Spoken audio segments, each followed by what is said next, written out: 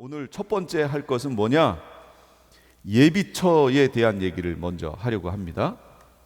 7번째 나팔 안에 있는 사건들, 추수 지금 설명했죠?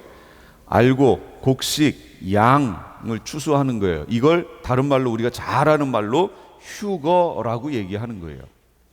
그 다음에 쭉정이, 가라지, 염소를 추수합니다. 그리고 이것은 먼저 단으로 묶였어요. 먼저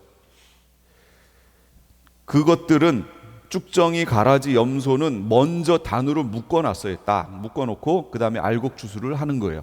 휴거. 그 다음에 이 묶어놨던 이것들을 재앙을 내리시는 거예요. 그게 추수, 그게 쭉정이 추수, 가라지 추수 얘기하는 거예요. 이건 7대접 재앙이에요. 그래서 여기 그림 보시면 본경, 삽경이죠. 본경, 삽경. 그럼 6장은 인사건이에요. 인사건에 대한 삽경 여기 있어요.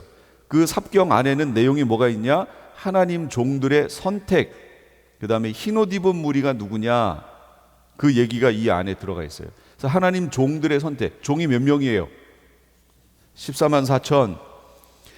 실제든 상징이든 사실은 문제 없는데 중요한 건 그 14만 4천이라는 하나님의 종들을 불러서 둘씩 보내신다는 게 중요하죠. 마지막 시대 전 세계를 대상으로 하나님 종의 사역을 둘씩 시킨다는 것이 중요한 거지, 그 14만 4천이라는 숫자 자체가 중요한 건 아니다. 자, 여기 하나님의 종들 14만 4천을 선택해서 흰옷 입은 무리가 나왔어요. 이게 교회예요. 이게 인사건에 대한 내용이고, 그 다음에 6개의 나팔 사건의 본경은 8장 9장이고 삽경이 2개로 나눠져 있어요. 10장하고 11장 하나님 종들에게 사명을 부여하시고 그걸 감당하다가 하나님 종들이 순교하는 장면, 그게 10장 11장. 그래서 결국 이들이 부활하고 승천에 올라가는 장면. 그 다음에 12장부터 14장까지는 여자, 아이, 예비처, 두 짐승, 하나님 종들이 결국 어떻게 되는가, 그 다음에 3가지 복음에 대한 내용이 여기 나와요. 12장부터 14장까지가 상당히 중요한 장이에요. 그래서 계시록의 중간 부분에 있어서 제가 이 부분 읽다가 화장실 갔다 오시면 다시 읽어야 된다고 제가 자꾸 설명드리는 게 그거예요. 지금 내가 뭘 읽다가 갔는데 왜 돌아왔더니 원점이 돼버렸어요. 내가 지금 뭐 읽었지? 이렇게 되는 부분이 여기라고 그랬죠. 상당히 복잡한 부분이에요. 그러나 이게 삽경이라는 거예요. 삽경. 오늘 이 부분을 얘기할 거예요. 그 다음에 7대접, 본경은 16장, 삽경은 17, 18장. 그런데 이 대접이, 7대접은 7번째 나팔 속에 들어가 있는 거잖아요. 그럼 7번째 나팔은 언제 불었느냐? 11장 14절에서 19절까지의 불린 장면이 나오고 다시 삽경으로 넘어가요. 14장 14절에서 15장까지가 삽경이에요. 2가지 추수, 오늘 하게 될 이 알곡 추수, 쭉정이 추수 얘기가 여기서 나오는 거예요. 이런 부분을 할 거라고 제가 지금 미리 말씀드리는 거예요. 그리고 본경의 실제적 내용은 16장에 존재하고 그거에 대한 삽경은 17, 18장에 나와요. 음녀 바벨론 심판하시는 거, 아마겟돈 전쟁에 대한 얘기. 이 부분이 7인 7나팔 7대접 얘기예요. 여기가 헷갈린 거예요. 이 부분. 그것 중에 오늘 하게 되는 부분이 지난주에 14만 하나님의 종들 누구냐 하는 부분, 그거하고 오늘 하게 되는 부분들이 막 헷갈린 거예요. 이 부분만 정리 잘 하시면 계시록은 웬만한 거는 다 해결이 되십니다. 자, 한번 들어가 볼게요. 예비처 가는 시기. 예비처 가는 시기는 이 그림인데요. 어떤 분들은 그냥 뭉뚱그려서 예비처 가는 1260일을 요 파란색입니다. 이 파란색을 후 3년반하고 그냥 일치시켜 버리신 분들이 계세요.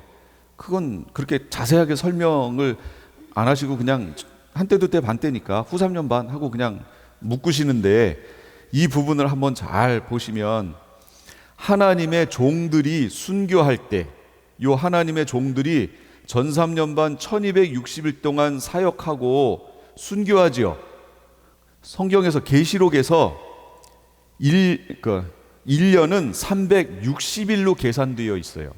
계시록에서 360일. 그래서 3년 반은 정확하게 1260일이에요. 7년은 1260, 1260 합하면 되겠죠. 2520이 돼요. 2520일이 되는 거고, 반이 1260일, 반이 1260일 이렇게 됩니다. 그래서 전 3년 반 1260일이라고 하는 기간 동안에 하나님의 종들이 사역을 하고 여기에서 정확히 중간 지점에서 순교하고 부활 승천에 올라가요. 그래서 사람들 가운데 부활의 첫 열매가 되는 거예요. 이게 두 중인 얘기예요. 그런데 결국 이걸 봤더니 계시록 14장 4절에서 이게 누구라고 나와요? 14만 4천이라고 나오잖아요. 예. 그래서 같다라고 제가 설명을 했었죠. 자, 여기까지는 이해가 되셨어요? 그런데 이 하나님의 종들이 순교할 때 요 지점이죠. 이방 교회는 어디가 있느냐라는 거예요. 우리는 이미 예비처에 가 있어요. 이미 예비처에 가 있어요. 그래서 파란색이 요 앞으로 좀 당겨져 있는 거예요. 그러나 이만큼 당겨져 있지 않아요. 조금 당겨져 있어요. 이게 무슨 얘기냐? 예비처로 피신한 후에 짐승이 등장해요. 자, 이게 어디냐면 성경을 한번 펴보세요. 계시록 12장 17절. 계시록 12장 17절 찾아보시면 제가 읽을게요. 한번 잘 따라가 보세요. 용이 여자에게 분노하여 돌아가서 그 여자의 남은 자손 곧 하나님의 계명을 지키며 예수의 증거를 가진 자들과 더불어 싸우려고 바다 모래 위에 서 있더라. 그러면 그 위는 뭔데요? 14절 보세요.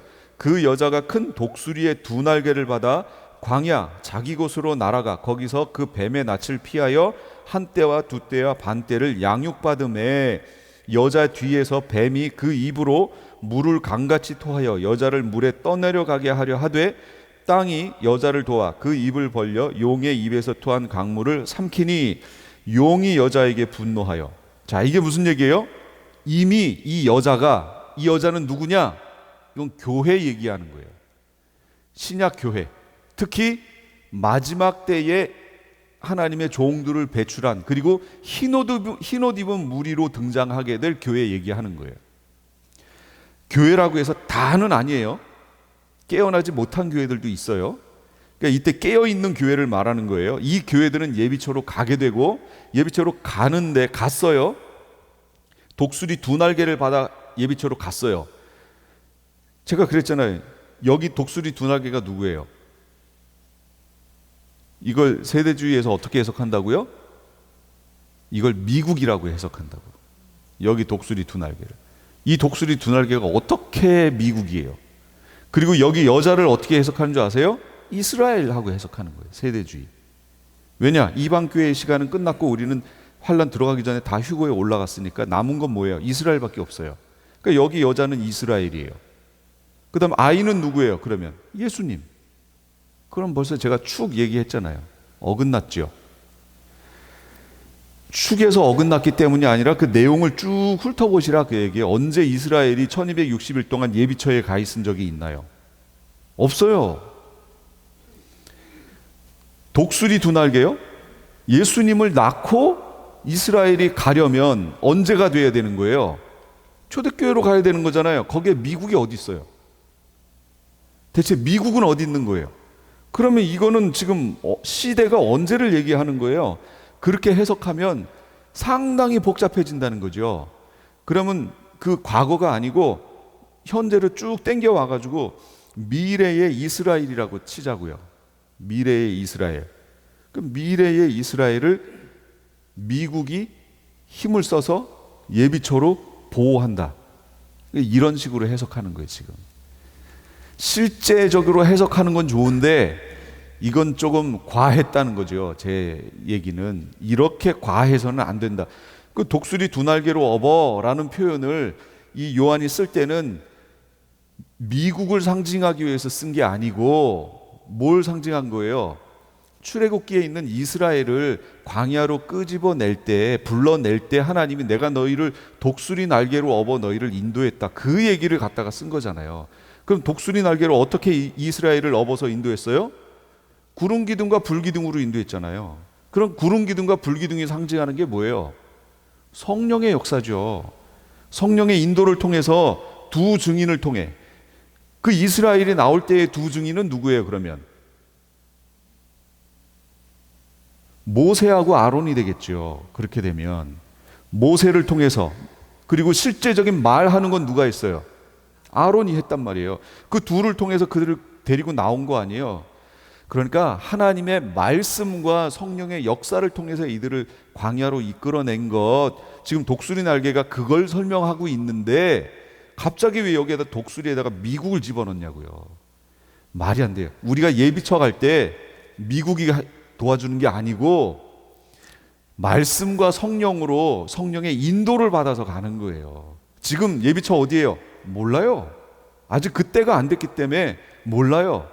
지금 막 거기 먼저, 어제 얘기하다 보니까 거기 먼저 가신 분 계시대요. 이미. 어딘데 가셨지?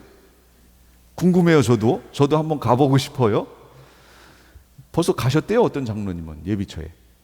이상하다. 이 때가 되면 말씀과 성령을 통해서 두 증인 하나님의 종들을 통해서 가르쳐 주시는 거예요. 그래서 인도를 받아서 거기로 가요. 가는데 갔어요. 그랬더니 뱀이 화가 났어요. 그래서 그들을 죽이려고 했어요. 죽이려고 했더니 땅이 이걸 벌려서 물을 흡수해서 보호했어요. 이거는 하나님의 보호하심을 얘기하는 거예요. 이 땅이 그걸 어떻게 알고 땅이 입을 벌려서 물을 흡수해서 이걸 하겠어요. 그러니까 하나님의 보호하시는 역사. 그러니까 하나님께서 하나님의 백성들을 끝까지 보호하신다는 걸 얘기하는 거예요. 보호하셔서 이 뱀이 어떻게 했냐면 그 여자에게, 광야로 피한, 예비처로 피한 여자에게 분노하여 발길을 돌이켰어요. 돌이켜서 여자의 남은 자손을 공격하기 위해서, 그들과 싸우기 위해서 다시 돌아왔어요. 그러면서 13장 처음에 뭐라고 하냐면, 내가 보니 바다에서 한 짐승이 나오는데 뿔이 10이요 머리가 7이라. 그 뿔에는 10 왕관이 있고 그 머리에는 신성모독하는 이름이 있더라. 이때서야 바다 짐승을 끌어올렸어요. 바다 짐승이 나와서 첫 번째 한 일이 뭐냐? 14만 4천과의 전쟁이었어요. 그러면 흐름이 뭐예요? 예비처로 우리는 피신했고 하나님 종들의 인도를 받아 예비처까지 안전하게 갔고 보호를 받아 도착했고, 그 다음에 용이 화가 나서 짐승을 끌어올렸고 그 짐승에 의하여 14만 4천과 전쟁이 벌어졌고, 그리고 그 전쟁에서 14만 4천이 죽었고 부활해서 승천에 올라간 거예요. 그러니까 이 흐름이 보이세요? 하나님의 종들이 순교할 때 이방 교회는 이미 어디 있어요? 예비처로 이미 갔어요. 그 짐승에 의해서 두 증인이 순교한 것이기 때문에 상황이 이렇다는 거예요 지금. 그러니까 깨어있는, 마지막 시대에 깨어있는 하나님의 교회는 반드시 보호를 받습니다. 전 3년반은 하나님의 종들에 의해서, 후 3년반은 예비처의 보호를 받으며 보호를 받아요. 지금 인공위성 거기에서 이 레이더라든지 이런 시스템을 통해서 지상에 30cm 크기 있는 것도 다 분별해 내잖아요. 근데 우리가 어디 가 있으면 만약에 이때 가면 이 짐승은 모든 지구상에 있는 모든 그런 무기 체계라든지 이런 걸 다 장악하고 있는 상태인데 우리를 못 찾겠어요? 찾죠. 얼마든지 찾죠. 그런데 그걸 할 수 없도록 하나님이 하시는 거예요. 보호하시는 거예요. 어떻게 보호하실지는 모르겠어요. 근데 하나님이 보호하신다 라는 걸 기억하세요. 그렇다면 우리가 예비처로 가는 시점을 잘 보세요. 여기 제가 브라운, 영어로 브라운이라고 할게요. 이건 뭐냐면 황충의 환란이에요. 황충의 환란은 5개월이잖아요. 황충의 환란이 시작됐어요.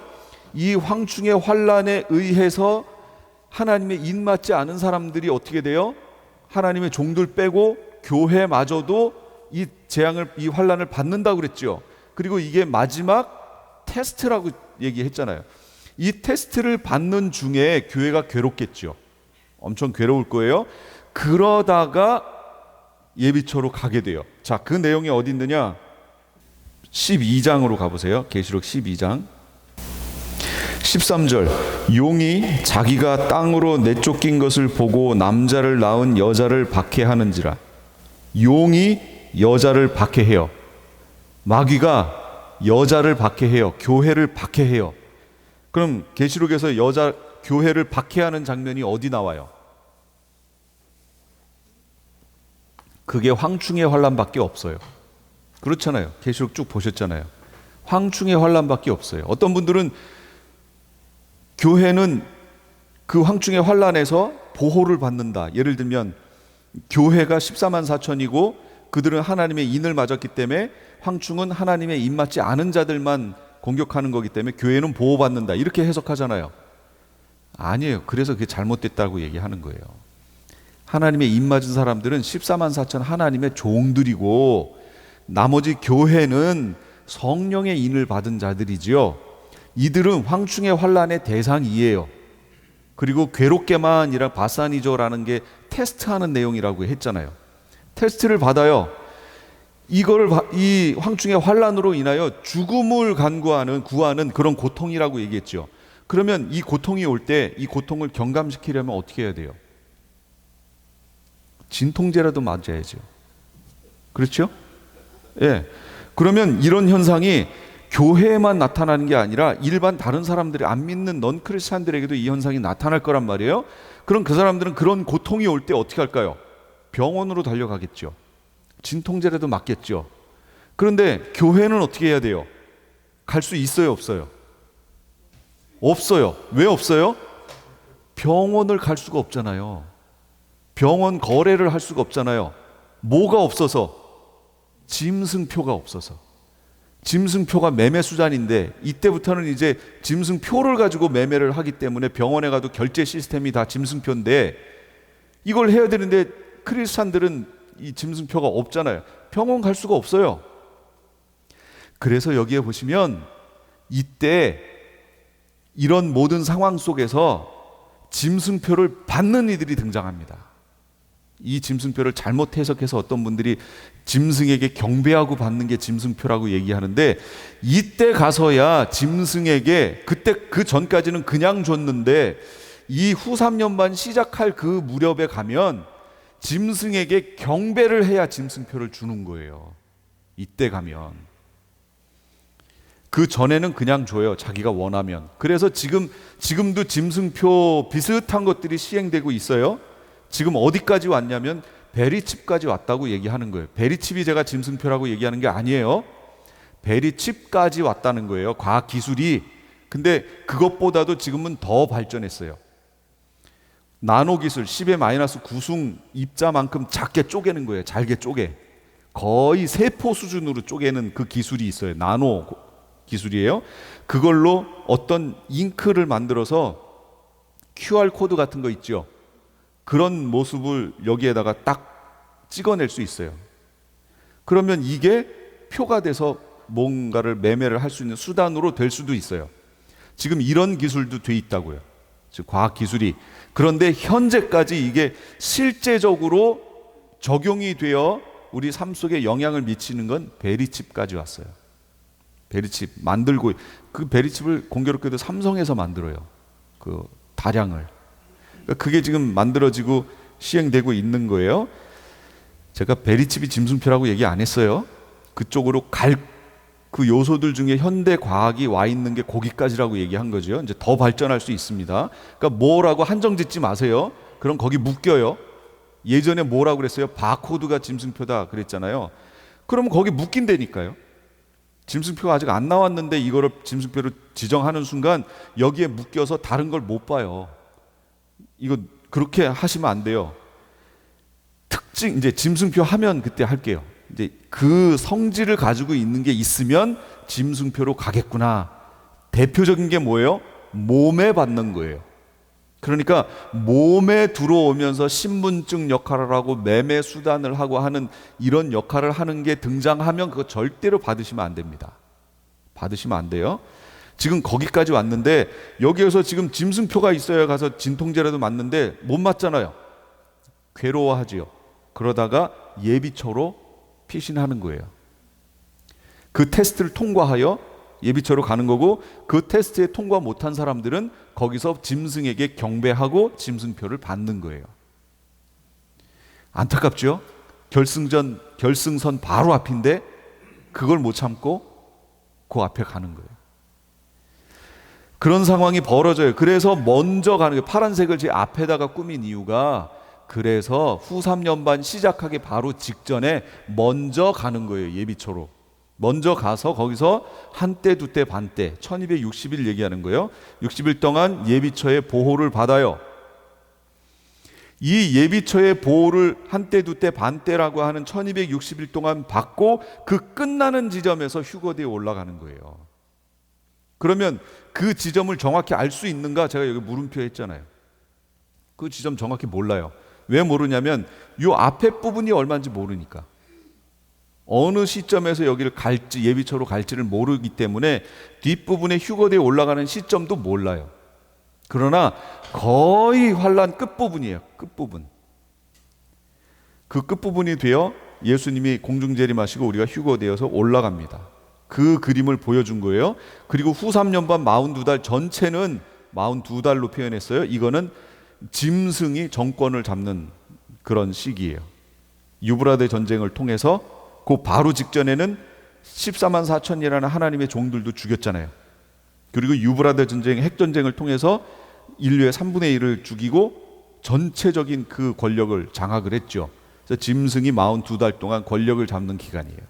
후 3년만이. 예비처 가는 시기 지금 얘기한 거예요. 3일 반 후에 하나님께로부터 생기가 쭉 이거는 했던 거고. 근데 바로 그 남은 자들 얘기했어요. 14만 4천이 부활하여, 두 증인이 부활하여 승천에 올라갔을 때 하늘로 올라가니 그들의 원수들도 구경했어요. 그때 큰 지진이 나서 성 10분의 1이 무너지고 지진에 죽은 사람이 7천이라. 그 남은 자들이 두려워하여 영광을 하늘의 하나님께 돌렸어요. 여기 남은 자들이 누구냐라는 거예요. 이 남은 자들, 하나님의 종들이 부활의 승천에 올라갔잖아요. 그때 지진이 나서 성 10분의 1이 무너지고 사람들이 많이 죽었는데 그때 이 올라가는 그 장면을 보고 이게 남은 자들이 있었어요. 이 남은 자들은 예비처 간 거예요? 못 간 거예요? 못 갔으니까 남은 자들이라고 얘기했죠. 회개하고 돌아온 이스라엘이 첫째 못 가요. 이스라엘은 예비처를 못 가요. 두 번째, 예비처 가지 못한 이방 교회가 있어요. 이방인들이 있어요. 용이 여자에게 분노하여 돌아가서 그 여자의 남은 자손, 용이 여자에게, 예비처로 간 여자를 삼키려고 물을 토했지만 땅에서 물을 흡수하고 다쳤어요. 그러니까 여자를 보호했죠, 하나님이. 그러니까 예비처 간 여자를 공격하지 못하니까 화가 나서 돌이켜서 뭐라고 그래요? 여자의 남은 자손이라고 얘기하잖아요. 그러니까 못 간 이들이 있다는 거예요. 근데 그 못 간 이들을 뭐라고 설명하냐면 하나님의 계명을 지키며 예수의 증거를 가진 자들과 더불어 싸우려고 바다 모래 위에 서서 바다에서 짐승을 끌어올린 거예요. 그 짐승이 나와서 14만 4천과 전쟁을 해서 14만 4천을 죽이고 장면이 이 장면이에요 지금. 그러니까 예비처 못 간 이들이 남아있다는 얘기예요. 성도들의 인내가 여기 있나니 저희는 하나님의 계명과 예수 믿음을 지키는 자들이다. 그래서 여기에 보시면 하나님의 계명을 지키며 예수의 증거를 가진 자들 이렇게 구별을 해놨어요. 무슨 얘기냐면 하나님의 계명을 지키며, 이건 누구 얘기하는 거냐면 이스라엘 얘기하는 거예요. 이스라엘 유대인들 얘기하는 거예요. 그 다음에 예수의 증거를 가진 자들, 이거는 이방 교회를 표현하는 말이에요. 성도들의 인내가 여기 있나니 저희는 하나님의 계명과, 이건 구약적 이스라엘을 얘기하는 거고, 예수 믿음을 지키는 자들, 이건 신약 교회를 얘기하는 거예요. 신약의 교회, 이방 교회, 신약의 교회가 아니라 이방 교회. 그래서 그들을 합하여 성도라고 표현하는 거예요. 그리고 그걸 다른 말로 신부라고 얘기하는 겁니다. 그래서 신부가 준비돼야 예수님이 오신다고 표현하는 겁니다. 그 여자가 광야로 도망갔어요. 1260일 동안, 한때 두때 반때. 1260일, 그 다니엘서에도 나와요. 한때 두때 반때를 지내니라. 그래서 계시록에서 한때 두때 반때라는 말은 다니엘서에 있는 한때 두때 반때를 가져온 거예요. 아까 독수리 두 날개로 업어라는 거는 출애굽기에 있는 내용을 갖다가 쓴 거예요.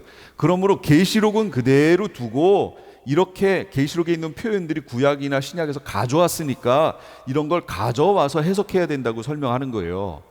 이걸 해석하기 위해서 계시록을 글로 끌고 가가지고 계시록을 막 잘라가지고 이렇게 겹치고 이러면 안 된다고 얘기하는 거예요. 그런데 여기 다니엘서 7장 25절은 다니엘서는 이스라엘에 대한 얘기거든요. 이스라엘에 대한 종말 계시, 이거 다니엘. 요한 계시록은 이방 교회에 대한 종말 계시. 그래서 이 둘이 합쳐져야 돼요. 그래서 저희가 계시록이 끝나면 다니엘서를 한다고 얘기하는 거예요. 두 개를 같이 놔야 이제 하나로 완성이 되기 때문에. 그렇다면 다니엘서에 있는 내용을 보세요. 7장 25절.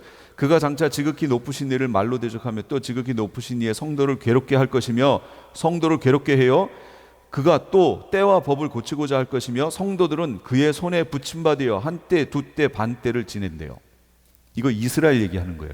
그래서 이 한때 두때 반때는 후 3년 반 부분을 얘기하는 거예요. 후 3년 반. 이 후 3년 반 동안에 성도들인 유대인들이, 이스라엘이 마귀에게 붙여져요. 이방 교회는요, 예비초로 가요. 이스라엘은 그들에게 붙여져요. 그래서 불 가운데 연단한다고 그랬잖아요. 시험한다고. 여기에서 정금같이 되어 이스라엘의 3분의 1이 나오게 되는 거예요. 그 이스라엘은요, 휴거되지도 않아요. 지상에서 오시는 예수님을 맞아요. 내려오시는 예수님을 맞아요. 이스라엘이 다른 점이에요. 그렇다고 구원의 방법이 다르다는 게 아니라 부르심이 다르다라고 설명하는 거예요. 이방 교회는 예비처로 갔다가 그 예비처에서 예수님이 공중에 오셔서 우리를 불러 올리시는 거고 휴거시키는 거고, 그 공중에 와서 혼인잔치하고 우리가 밑으로 내려올 때 이스라엘은 밑에서 후 3년 반을 거치고 여기서 연단을 받아 정금같이 되어 내려오시는 예수님을 여기서 맞아요. 그걸 아시려면 스가랴서 12장부터 읽으시면 돼요. 그 설명이 거기 나와요. 성도들이 두 짐승의 손에 붙임받으어 보내는 기간, 장소는 어디냐? 광야예요. 두 날개를 받아 광야, 자기 곳으로 날아가. 여자가 광야로 도망하매. 왜 광야인가? 계시록 18장 4절. 또 내가 들으니 하늘로부터 다른 음성이 나서 가로되 내 백성아, 거기서 나와 그의 죄에 참여하지 말고 그의 받을 재앙들을 받지 말라. 그럼 거기가 어디예요? 여자, 음녀, 도시 바벨론 얘기하는 거예요. 힘찬 음성으로 외쳐 이르되 무너졌도다 무너졌도다 큰 성 바벨론이요. 옛날 고어적 표현이니까 큰 성, 현대적 표현으로 하면 큰 도시, 이렇게 얘기되는 거죠. 그래서 도시의 마지막 때가 가까우면 점점점 도시로부터 멀어지는 방향으로 가셔야죠. 이사한다든지 뭐 할 때 점점점 도시로부터 멀어지는 방향으로 가셔야지 점점 도시 안쪽으로 오시려고 이렇게 하시면 안 돼요. 되도록이면 도시 바깥으로 나가시려고 하셔야 돼요. 큰 도시 바벨론이여, 귀신의 처소와 각종 더러운 영이 모이는 곳과 각종 더럽고 가증한 새들이 모이는 것이 되었도다. 또 내가 본 그 여자는 땅의 왕들을 다스리는 큰 도시니라, 이렇게 나오잖아요. 도시예요. 왜 도시에 여기 각종 더러운 영들과 각종 더럽고 가증한 새들이 모이는 곳이 됐을까요? 여러분, 귀신들을 하나님이 존재케 하신 이유 중에 하나는 사람들을 미혹하는 거잖아요. 그러면 귀신들이 사람이 없는 곳으로 갈까요? 사람이 많은 곳으로 찾아오겠죠. 사람을 미혹해야 되니까. 그러면 이 당시 이제 3분의 1이 현 인류의 3분의 1밖에 안 남았다고 그랬잖아요. 그러면 사람들이 엄청 없어요. 그 사람들이 살려고 어디 모일까요? 도시로 모이겠죠. 그러니까 각종 귀신들, 가뜩이나 지금 위에 있던 것들이 2층 천에 있던 거 밑으로 떨어졌어요. 무저갱이 열려서 여기서 귀신이 또 나왔어요. 원래 지금은 이 땅에 견고한 진을 만들고 있는 귀신의 무리가 존재하고 있잖아요. 이 땅에 현재 그 상태가 이 상태예요. 그런데 하늘에 2층 천에 있던 것들이 다 밑으로 떨어지고 무저갱에 갇혀있던 것도 다 나와버렸어요. 1대1대1이라고 치면, 그렇진 않지만 1대1대1이라고 예를 들어보면 이 당시가 되면 지금 더러운 영의 3배가 되는 거예요. 근데 사람 숫자는 3분의 1로 줄었어요. 다 어디로 모여요? 도시로 모여요. 사람도 도시로 모여요. 귀신들도 어마어마한 바글바글 되는 귀신의 떼가 도시로 모여요. 그러니까 우리 크리스찬들은 어떻게 해야 돼요? 도시를 벗어나야 돼요. 내 백성아 거기서 나와 그들의 죄에 참여하지 말고 그들의 받을 벌을 받지 말라고 그래서 얘기하는 거예요. 그러니까 우리가 가야 되는 곳은 광야인 거예요. 도시에 문명의 이기가 없는 곳, 순수한 그곳으로 가야 돼요. 삶은 어때요? 누구든지 자기 육체를 미워하지 않고 오직 양육하여 보호하기를 그리스도께서 교회에게 함 같다. 그리스도께서 교회를 보호하세요. 그러니까 예비처도 보호하시는 거예요. 그렇지만 광야가 낙원이나 천국 같은 곳은 아니에요. 오해하시고 가시면 안 돼요. 아, 이제 광야로 가서 발 뻗고 편히 이렇게 쉬겠구나. 아니요, 그렇지 않아요. 그 모습을 뭐라고 계시록 7장에서 설명해 주냐면 그들이 다시는 줄이지도 않고 목마르지도 않고 해나 아무 뜨거운 기운에 상하지도 아니하리니 이랬단 말이에요. 그러니까 지금 예비처가 어땠다는 거죠?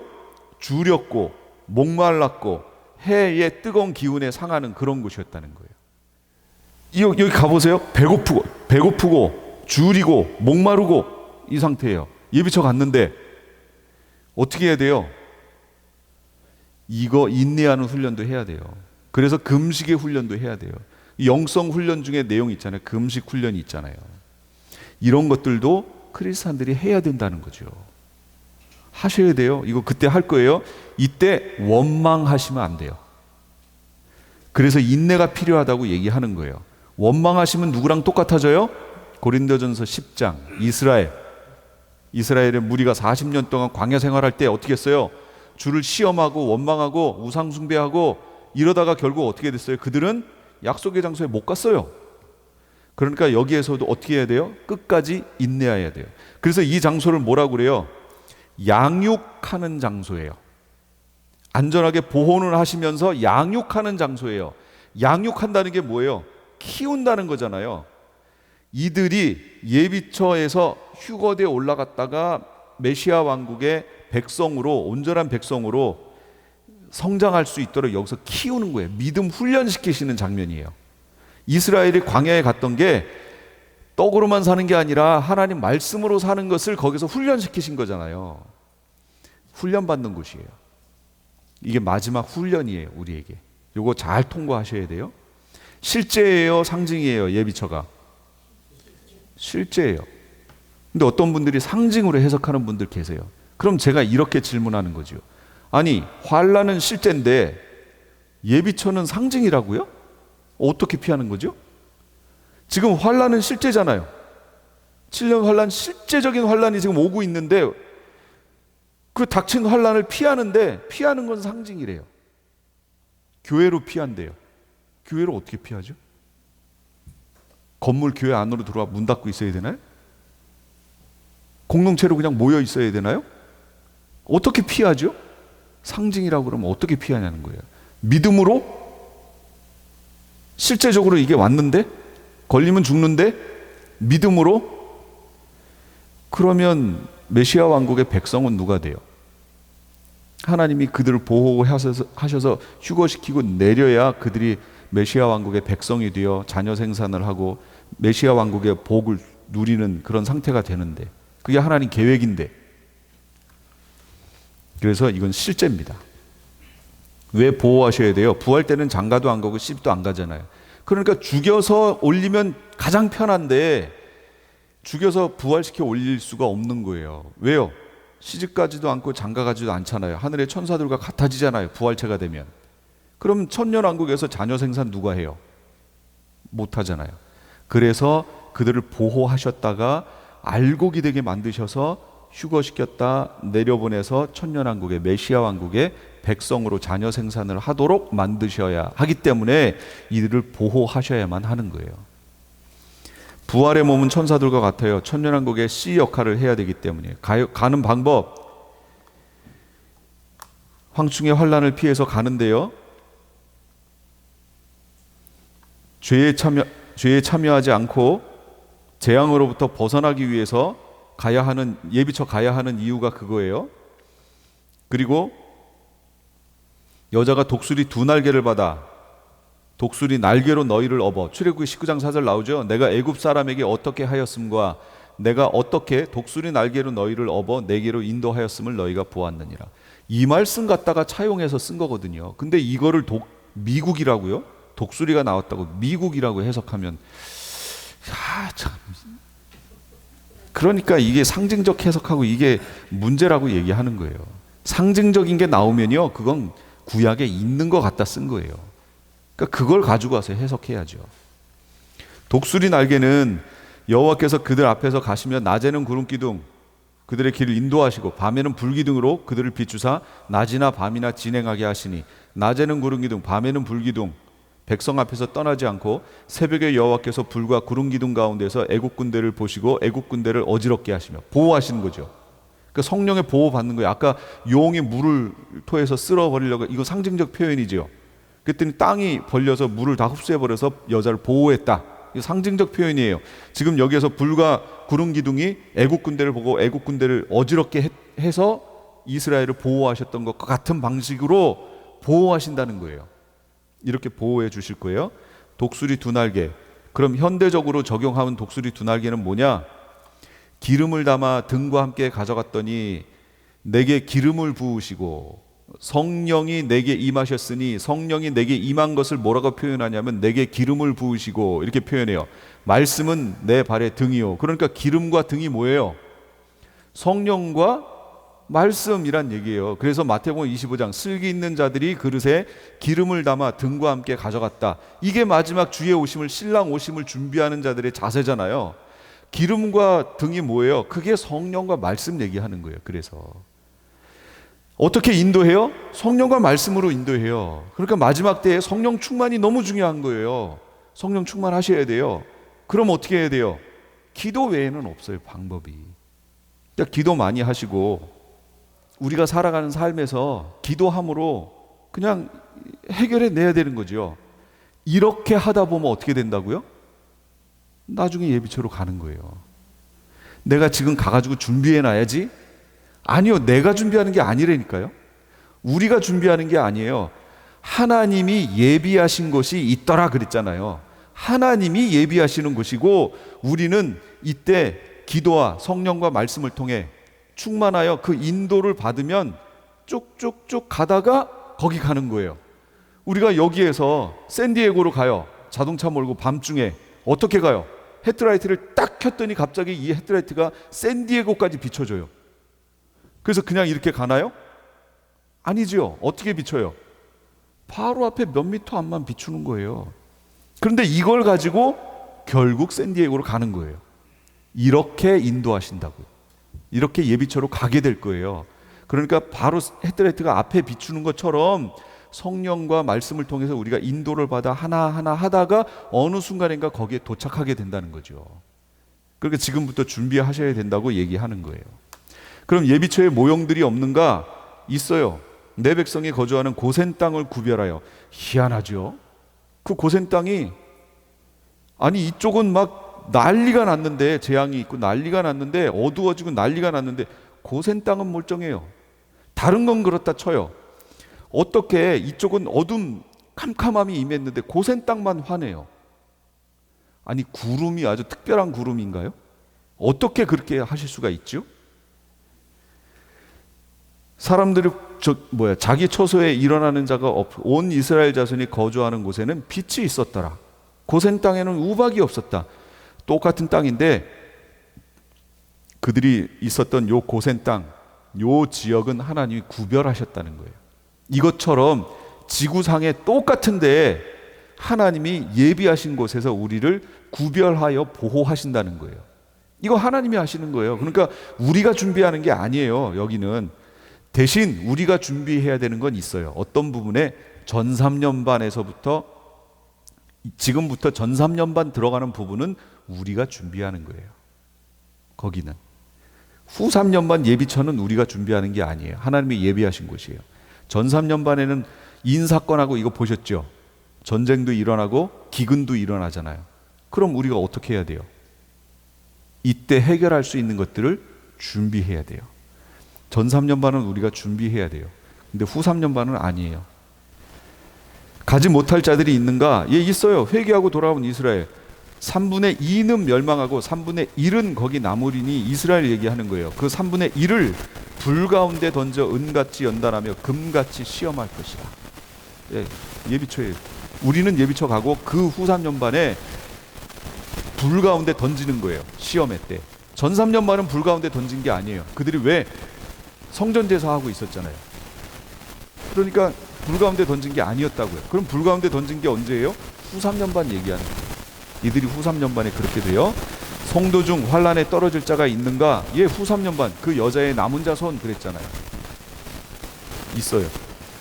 여기까지가 예비초고요. 휴거 얘기를 할게요. 빨리. 7번째 나팔 추수라고 그랬어요. 그래서 알곡 추수는 휴거, 쭉정이 추수는 7 대접 심판. 알곡 추수의 의미 쭉 나오잖아. 하늘 이 끝에서 저 끝까지 사방에서 모으리라. 내가 다시 와서 너희를 내게로 영접하여 나 있는 곳에 너희도 있게 하겠다. 구름 속으로 끌어올려 공중에서 주를 영접하게 하시리니. 여러분, 휴거가 있어요, 없어요? 근데 휴거가 없다고 하는 분들은 대체 어떤 분들인지 전 모르겠어요. 어떻게 성경을 보면서 휴거가 없다고 얘기를 하죠? 저는 이해가 안 가요. 그래서 결론이 그거예요. 아, 그분이 보는 성경과 제가 보는 성경이 다르다. 그렇게 밖에는 볼 수가 없어요. 휴거는 알곡 추수를 말하는 거고, 나팔을 구분할게요. 하나님의 나팔, 큰 나팔, 뿔나팔. 우리가 하나님의 나팔 소리 전지 진동할 때에 하는 그 하나님의 나팔이 무슨 나팔이냐면 가을절기에 희년의 나팔 얘기하는 거예요. 50년에 한 번 부는 거. 이걸 바로 예수님 재림의 나팔이라고 그래요. 7개의 나팔, 7년 환란에 불려지는 7개의 나팔은 무슨 나팔이냐면 경고의 나팔이에요. 그리고 준비하라라는 나팔이에요. 뭘? 대속죄를 준비하라. 7월 1일 날이 나팔절이에요. 그럼 나팔절에 매년 불어요. 나팔절에 나팔을 왜 부냐면 7월 10일이 대속죄일이에요. 대속죄를 준비하라고. 그래서 이 기간 동안에 마음가짐 잘하고 회개하고 준비하고 있으라고. 그래서 대속죄일에 모두 죄 용서를 탕감을 받는 거예요. 이 대속죄일이에요. 그러니까 나팔절에 부는 나팔은 대속죄일 준비하는 거예요. 그런데 대속죄일 때는 나팔을 안 불어요. 언제만 부냐면 50년째가 되는 희년에만 한 번 불어요. 그래서 매년 부는 거는 나팔절의 나팔. 50년째 희년이 되는 해에 대속죄일의 나팔을 한번 불고, 이 나팔이 불리면 모든 것이 원상태로 회복되는 거예요. 그래서 희년의 나팔을 뭐라고 하는 거냐면 이걸 예수님 재림의 나팔이라고 얘기하는 거예요. 그럼 7년 환란 기간에 불리는 그 나팔은 뭔데요? 예, 그건 나팔절의 나팔 얘기하는 거예요. 나팔절의 나팔에 예수님이 재림하시나요? 아니에요. 그거는 경고예요, 경고. 대속죄일 준비하라고. 그래서 나팔절에 나팔이 불리고 마지막 7번째 나팔이 불린 다음에 곧바로 희년의 나팔이 불리는데, 바로 이 희년의 나팔, 하나님의 나팔, 큰 나팔, 뿔나팔, 이게 계시록에는 안 나와 있어요. 근데 불리는 건 언제예요? 7개의 나팔 중에 마지막 7번째 나팔이 불리고 나서 그 다음에 불리는 나팔이에요. 그러면 여기서 불리는 7개의 나팔이 실제로 우리에게 들리는 나팔인가요? 아니요, 안 들려요. 오해를 하시는 거예요. 계시록에 있는 7개의 나팔 소리는 우리에게 안 들려요. 우리에게 들리는 나팔 소리가 있어요. 그게 뭐예요? 마지막 희년의 나팔, 예수님이 오시는 재림의 나팔이 불리는 거예요. 이게 들리는 거예요. 이 나팔은 하늘에서 불리는 거고, 우리는 그 나팔이 불렸다는 걸 어떻게 알아요? 지구상에 나타나는 현상으로 아는 거예요. 이해가 되셨나요? 예, 첫째 나팔이 뭐였어요? 땅에, 그렇죠? 땅과, 두 번째는 바다와, 세 번째 물, 네 번째는 하늘, 어두워지잖아요. 이런 현상을 딱 보고, 아, 이게 네 번째 나팔이 지금 불렸구나, 이렇게 아는 거죠. 나팔 소리를 듣는 게 아니고. 그래서 하나님의 나팔은 계시록에는 안 나와 있지만 우리는 듣게 될 것이다. 예수님이 마태복음 24장에 얘기하셨고요. 마지막 나팔이라는 말이 있어요. 이게 고린도전서 15장이에요. 보라, 내가 너희에게 비밀을 말하노니 우리가 다 잠잘 것이 아니요 마지막 나팔에 순식간에 호련히 다 변화되리니 나팔 소리가 나매 죽은 자들이 썩지 아니할 것으로 다시 살아나고 우리도 변화되리라. 여기서 말하는 마지막 나팔은 7년 환란의 끝에 있는 마지막 7번째 나팔을 얘기하는 게 아니고요. 이 나팔은 메시아 왕국, 천년 왕국 끝부분에 부는 나팔 얘기하는 거예요. 구별을 하셔야 돼요. 그 나팔이 불리면 믿는 이든 안 믿는 이든 모든 사람이 다 부활하는 거예요. 그래야 백보자 심판 자리에 들어가죠. 그래서 고린도전서 15장에 있는 마지막 나팔은 메시아 왕국 끝에 불려지는 나팔이다. 이렇게 이해를 하시면 돼요. 알곡 쭉정이, 알곡과 쭉정이는 같은 씨지요. 씨가 같아요. 언제 분류되냐면 환란을 통해 분류돼요. 손에 키를 들고 자기 타작마당을 정하게 하사, 이거 시험의 때를 말하는 거잖아요. 그때 알곡은 모아 곡간에, 쭉정이는 꺼지지 않는 불에 태워요. 구별해요. 이 부분에 대해서 우리가 잘 심각하게 생각해야 돼요. 왜냐? 쭉정이하고 알곡은 같은 씨라고요. 같은 씨. 같은 씨라는 건 뭐죠? 같이 복음을 들었다는 거예요. 똑같이. 그래서 처음에는 예수 그리스도를 영접하고 같은 성도의 반열에 왔었어요. 그런데 알곡은 열매를 맺어서 충실한 알곡이 된 거고, 쭉정이는 뭐예요? 열매가 없었던 거죠. 없으니까 어떻게 됐어요? 나중에 꺼지지 않는 불로 들어가요. 그러니까 한 번 믿으면 그 구원이 변개되지 않는다고요? 아니지요. 여기도 나오잖아요. 알곡과 쭉정이에도 나오잖아요. 믿었지만 열매가 없으면, 행위가 없으면 어떻게 된다고요? 불심판, 불 들어가는 거예요. 그런데 어떻게 한 번 구원이 영원한 구원이라고 자꾸 교회에서 얘기하냐고요. 말이 안 돼요. 그 관점을 가지니까 알곡과 쭉정이라는 것도 구별을 못하는 거예요. 같은 씨라는 인식이 없는 거예요. 알곡 무리에 들어가려면 말씀대로의 신앙 가져야 돼요. 간신히 주일 지키는 썬데이 크리스찬들 지금 많지요. 교회 다니니까 아이 구원 받았겠지, 전도하려니까 교회 데려오는 것까지, 그것도 주일날만 단 한 번, 그걸로 구원 못 얻어요. 진짜로요. 히브리서 6장 가보세요. 그리스도 도의 초보에 머물러 있으면 그 결과가 뒤에 8절까지 어떻게 나오나 보세요. 배교에 이른다고 나오잖아요. 비를 내려줬는데 그 비를 가지고 충실한 알곡을 내야 되는데 가라지하고 가시덤불과 이런 것들을 내면 어떻게 돼요? 버림에 가까워 라고 얘기하잖아요. 다시 새롭게 하여 회개케 할 수 없나니, 이렇게 표현하잖아요. 성경에 이런 얘기가 얼마나 많은데요. 신학이 관점이 잘못되면 성경 전체가 다 틀어져 버려요. 그거 지금 얘기하는 거예요. 말을 듣고 행하는 자가 되어야 돼. 말씀을 듣고 행하는 자가 되어야 알곡 무리에 들어갈 수 있어요. 그러니까 지금부터 회개하고 정결하게 예수님의 참 신부로서의 그 삶을 사셔야 된다는 거예요. 그러려면 뭘 보시면 돼요? 세례 요한의 설교 내용을 찾아가셔서 보시면 돼요. 거기 나와요. 자, 곡식과 가라지는 뭐예요? 양과 염소 얘기하는 거예요. 서로 다른 씨예요. 그렇죠? 곡식과 가라지는 다른 씨잖아요. 씨 자체가 달라요. 그러니까 이거는 뭐 재론의 여지가 없는 거예요. 씨가 다르니까. 언제 분류되느냐? 추수 때 갈라져요. 추수 때까지 함께 자라게 그냥 둬라. 그러니까 교회 안에 가라지가 같이 있는 거예요. 추수 때에 내가 추수꾼들에게 말하기를, 가라지는 먼저 거두어 불사르게 단으로 묶고, 가라지를 어떻게 단으로 따로 묶지가 먼저? 이게 짐승표라고 제가 얘기했잖아요.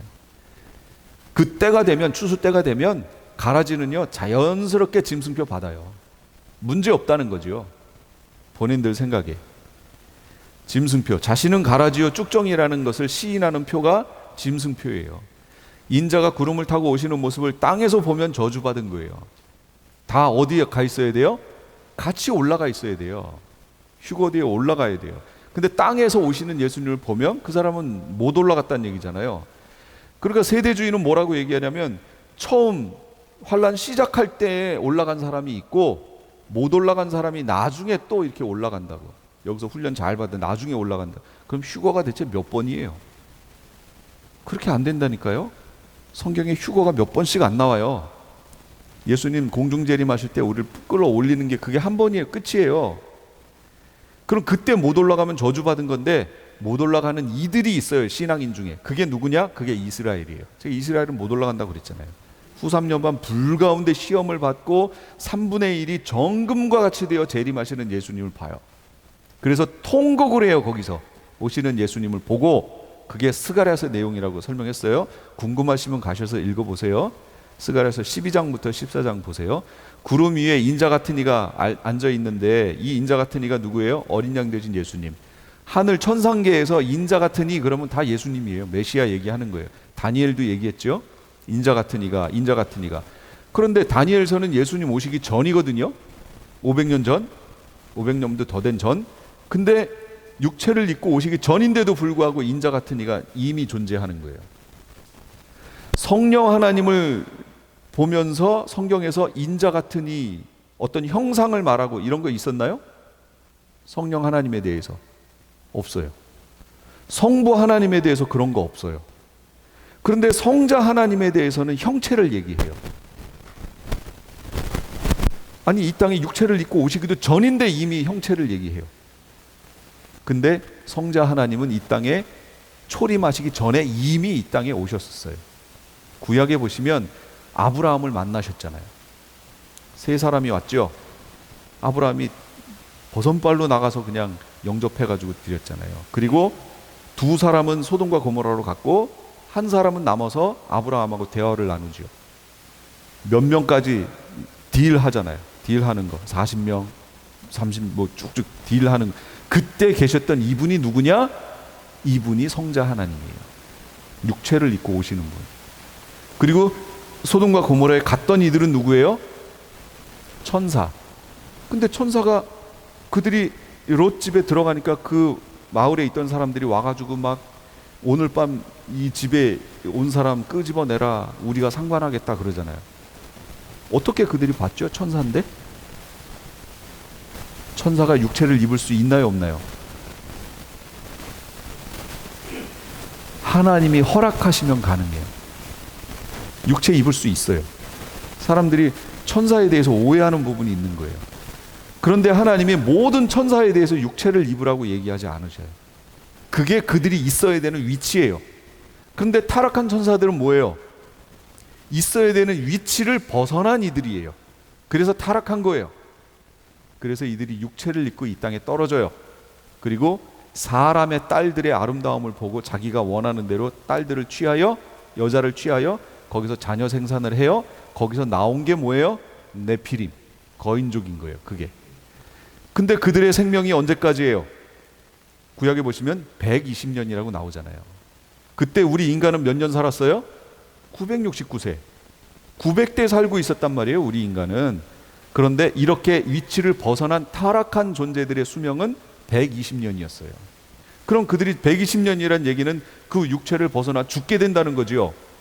그럼 그들이 죽으면 어디 가요? 타락한 천사들이 죽으면 어디 가요? 무저갱으로 가죠. 사람은 죽으면 어디 가요? 낙원이나 음부로 가지만 그 타락한 천사들이 죽으면 무저갱으로 가는 거예요. 그래서 무저갱이 있는 거예요. 자, 알곡 추수 도구.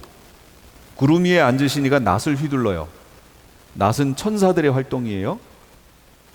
천사들을 보내리니 했고, 계시록 14장 우리말에는 낫을 보내 추수하십시오 이렇게 나와요. 그러니까 낫은 천사들의 활동을 얘기하는 거예요. 자, 이제 축정이 추수 포도송이 얘기를 할게요. 성 밖에서 그 틀이 밟히니 틀에서 피가 나서 마을 굴레까지 닿았고 1600 스타디온에 퍼졌더라. 만민 가운데 나와 함께 한 자가 없어서 내가 폴로 포도죽 틀을 밟았는데 내가 노함으로 말미암아 무리를 밟았고 분함으로 말미암아 짓밟았으므로 그들의 선혈이 내 옷에 튀어 내 의복을 다 더럽혔음이니. 자, 여기 포도송이라는 얘기가 나와요. 포도송이에 대해서 쭉정이 추수는 포도송이 추수를 의미하는데요. 왜 포도송이냐? 포도주가 되지 못하고 자기 자신이 살아있는 모습을 얘기하는 거예요. 교회를 얘기할 때 그 앞에서 인사건에서 뭐라고 그랬죠? 감람류와 포도주는 해치지 말라 그랬죠. 그래서 포도주를 해석할 때 결혼, 유대인의 결혼 얘기했잖아요. 결혼 얘기하면서 신랑 신부가 혼인의 관계를 맺을 때 포도주를 신랑이 제시한 포도주를 신부가 마시면 그러면 혼인 관계가, 그래서 약혼한다고 얘기했죠. 포도주는 건드리지 말아라. 이게 상징하는 게, 포도주는 포도로서의 어떤 성질이 없지요. 술로서 발효돼 버렸잖아요. 자신을 희생하여. 그런데 포도송이는 멀쩡한 자기가 그대로 살아있는 걸 얘기하는 거예요. 상징이. 짐승표 받은 자들, 어린 양의 생명책에 농명되지 못한 자들, 이들을 말하는 거예요. 포도송이가 많아요. 포도송이란, 포도송이 추수의 의미는 7 대접 심판을 얘기하는 거고요. 16장에 전개될 7 대접 심판이 포도송이 추수를 말하는 거고, 진노의 포도주 틀을 밟는 걸 얘기해요. 더 이상 죄악의 상태를 두고 볼 수 없는 상태. 무슨 얘기예요? 포도송이가 익었다, 그 얘기가. 그들의 죄가 하늘에 사무쳤다. 그들의 악이 크미로다. 그러니까 포도송이가 익었다, 그렇기 때문에 이걸 밟아야 된다라는 표현이 무슨 얘기냐면, 더 이상 이들의 죄악을 지켜볼 수가 없다. 그 정도로 아주 심각하다. 지금 그거 얘기하는 겁니다. 그런데 이 포도송이가 성 밖에서 추수됩니다. 예루살렘 성 밖을 의미하는 거예요. 예루살렘 성 밖이라는 의미는, 첫 번째는 메시아 왕, 이 예루살렘이라는 것은 메시아 왕국의 모형이에요. 예언적 원근 통시법. 예루살렘을 말하면 그게 메시아 왕국의 모습을 얘기하는 거예요. 또 두 번째는 최종적으로 천국의 모형이에요. 그래서 천국을 뭐라고 그래요? 새 예루살렘, 이렇게 부르는 거죠. 성 밖이라는 건 뭐예요? 불못 얘기하는 거예요. 불못. 어제 이제 그런 질문이 나왔어요. 예수님 비유 속에 예를 들면 예복을 입지 않고 온 사람에 대해서 예수님이 뭐라고 그랬어요? 형제여, 그대는 어찌하여 예복을 입지 않았는가? 그랬더니 그 사람이 유구무원이언을, 이렇게 나오잖아요. 그러니까 이 왕이 어떻게 판결해요? 이 수족을 묶어 바깥 어두운 데 쫓아내라. 거기서 슬피 울며 이를 갈미 있으리라 얘기했죠. 바깥 어두운 데. 결혼식에 지금 왔는데 바깥 어두운 데로 쫓아내버렸어요. 그러면 그 바깥 어두운 데가 어디예요?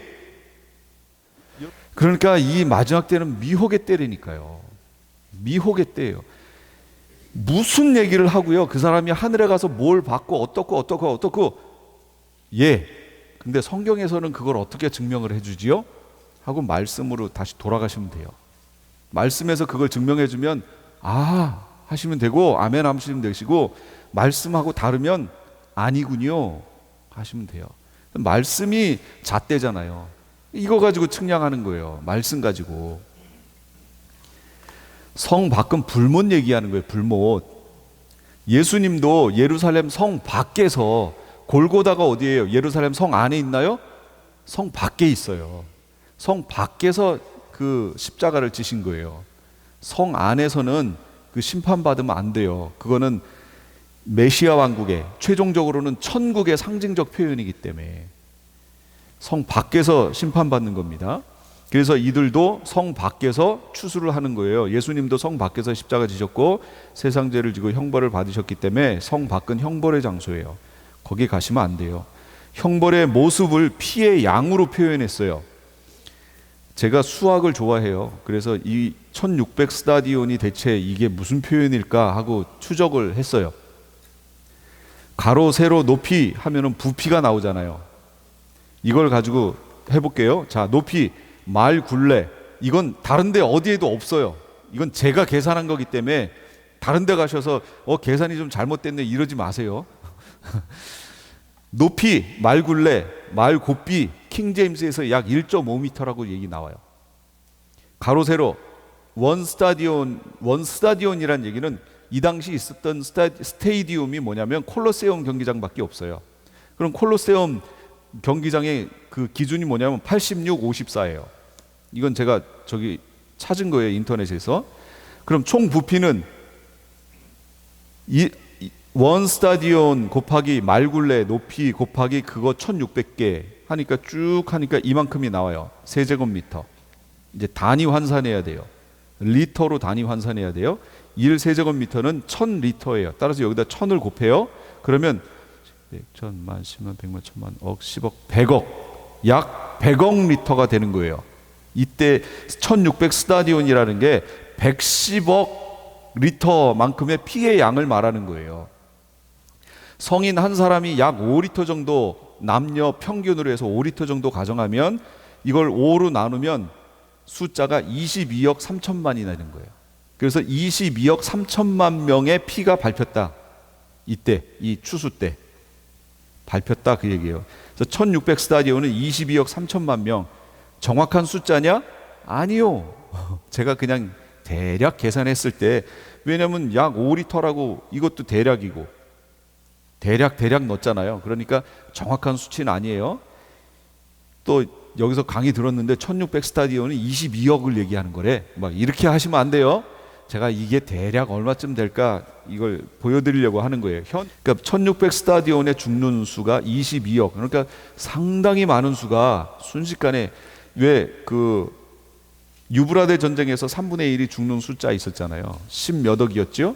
그것보다 더 많은 숫자가 예수님 재림에 오셨을 때 포도송이 심판을 통해서 추수를 통해 다 밟혀 죽는다는 거예요. 그런 숫자가. 유리바다는 어디인가? 휴거되어 올라간 이들이 유리바닷가에 서 있어요. 그런데 그 유리바다가 어딘가 하고 봤더니 계시록 4장에 보좌 앞에 수정과 같은 유리바다가 있고, 그러니까 그들이 어디가 있는 거예요? 보좌 앞에 가는 거예요. 휴거되어 올라가서 공중으로 올라갔잖아요. 그 다음에 또 내가 보니 불이 섞인 유리바다 같은 것이 있고, 아니 불이 섞인 유리바다면 거기 휴거되어 올라가가지고 아 뜨거 이러고 있는 거예요? 그 장면이 아니고 밑에 심판받는 모습을 위로 올라가서 보는 거예요. 노아 홍수에 물 심판할 때 어떻게 하면 살아요? 방주를 타고 물 위에 떠오르면 살아요. 나중에 불 심판할 때 어떻게 하면 살아요? 불 위로 떠 올라가면 살아요. 밑에 있으면 타 죽어요. 그의 살아남은 자도 저희와 함께 구름 속으로 끌어올려 공중에서 주를 영접하게 하시리니 그리하여 우리가 주와 항상 함께 있으리라. 불이 섞인 유리바다는 하나님 보좌 앞이에요. 여기서 이제 뭐 할 거냐면 심판받는 모습을 보면서 여기서는 축제가 벌어지는 거예요. 무슨 축제요? 결혼. 신랑 대신 예수님과 함께 결혼이 여기서 벌어지는 거예요. 결혼 예식이. 유리바다에 서 있는 자들이 누구예요? 이기고 벗어난 자들이 유리바다에 서 있어요. 짐승과 그의 우상과 그의 이름의 수를 이기고, 이름의 수가 뭐예요? 이게 짐승표예요. 이것을 이기고 벗어난 자들이 유리바닷가에 서서 하나님의 검은고를 가지고 짐승과 그의 우상과 짐승표를 이기고 벗어난 자들. 그러면 이들이 누구지요? 어디를 거친 자들이에요? 환난을 때를 거친 자들 말하는 거예요. 그래서 휴거됐잖아요. 후 3년 반을 지난 자들, 휴거한 이들 말하는 거예요. 무엇을 하고 있어요?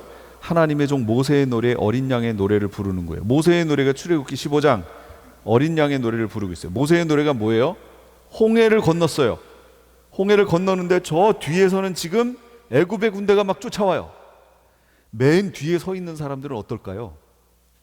이 등줄기에 땀이 그냥 삐질삐질 나오고 여기 뒤에 가는 힘이 엄청 들어갈 거예요. 막 앞에 빨리 가라고 빨리 가 이러고 갈 거예요. 노약자들은 앞에 보냈고 장정들이 뒤에 붙었을 테니까 장정들이 앞에 빨리 가라고 막 재촉하면서 갈 거예요. 저 뒤에서는 먼지를 일으키며 지금 기마병이 막 쫓아오는 중이에요. 딱 올라갔어요. 올라갔더니 하나님이 물을 어떻게 하셨어요? 꽉 합쳐버리셨어요. 거기에서 애굽의 군대가 수장되는 거예요. 그 수장되는 모습을 이들이 이스라엘이 보는 거예요. 하나님이 우리를 구원하셨다. 하나님이 하셨다. 그러면서 거기에서 소고치며 춤추며 찬양했지요. 그 내용 말하는 거예요. 그것을 우리가 위에 올라가서 밑에 상황을 보고 마치 홍해를 건너 나와서 불렀던 노래와 같은 그런 노래를 우리가 거기서 부른다는 얘기예요. 정말 기쁨의 찬양을 부르겠죠. 이때는 춤 못 추는 저도 춤출 것 같아요. 뭐 브레이크 댄스를 추든 뭘 추든 하여튼 여기서 출 것 같아요. 그 내용이 뭔가 하고 봤더니 주 하나님 곧 전능하신 이시여 하시는 일이 크고 놀라우시도다. 만국의 왕이시여 주의 길이 의롭고 참되시도다. 주여 누가 주의 이름을 두려워하지 아니하며 영어롭게 하지 아니하오리이까. 오직 주만 거룩하시니이다. 주의 의로우신 일이 나타났음에 만국이 와서 주께 경배하리이다. 이렇게 얘기하는 겁니다. 교훈, 하나님께서 하나님의 백성을 반드시 끝까지 보호하십니다. 우리가 머물기로 결정하고 따라간다면 끝까지 보호하십니다. 이건 약속이에요. 하나님의 백성을 미혹하고 싫어하는 무리가 있다는 걸 기억하세요. 지금 보셨잖아요. 마귀가 어떻게 하는지 보셨죠? 지금 현재도 그 마귀는 사람들을 통해서 우리를 그렇게 시기하고 미워하고 미혹하고 우리에게 거짓말해요. 교회 안에도 있어요. 교회 안에서도 신앙생활 제대로 못하게 시험 들게 해요. 양 무리 안에다가 염소를 갖다 집어넣어 놓잖아요. 왜요? 양들은 군데군데 자기들끼리 이렇게 모여서 이렇게 쉬는 걸 좋아해요. 근데 염소는요, 에이, 그냥 가서 들이받아버리잖아요. 그러면 양은 어떻게 해야 돼요? 일어나야 돼요. 또 움직여야 돼요. 안 움직이면 어떻게 돼요? 죽어요. 근육도 약해질 뿐 아니라 추운 겨울 같은 경우에는 죽어요. 동사해버려요. 그러니까 움직여야 돼요. 그래서 우리 몸에서, 동물계는 그래요. 몸에서 가장 열을 많이 내는 게 뭐예요? 근육이에요. 근육. 그러니까 우리가 추울 때 하고 떠는 이유가 뭐예요? 체온이 떨어지니까 순간적으로 체온을 올리는 방법이 몸을 부룩 떨게 만들어요. 근육이 떨어요. 그 순간에 온도가 올라가는 거예요. 그래서 체온을 올리기 위해서 떠는 거거든요. 그러니까 근육이 대단히 중요해요. 근데 양들은 그냥 쉬는 걸 좋아해요. 그러니까 염소를 집어넣어가지고 이리 받고 저리 받고, 그러니까 움직여야 돼요. 그러니까 교회 안에도 하나님이 그냥 가라지를 허락해 놓으셨어요. 왜요?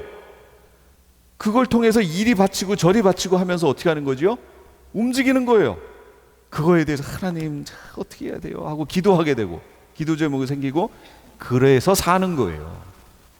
그러니까 그런 이들이 있다라는 걸 명심하시고, 나는 첫째 그런 사람이 되지 말아야겠다. 그런 도구가 되지 말아야 되겠다. 그리고 그런 일을 당했을 때, 아, 이런 이들이 있지 라고 아시고 준비하시면 상처가 덜하겠죠. 믿음으로 이겨낼 수 있어요. 그러므로 이 모든 것을 능히 이기고 인자 앞에 서려면 하나님 중심의 삶을 사셔야 됩니다.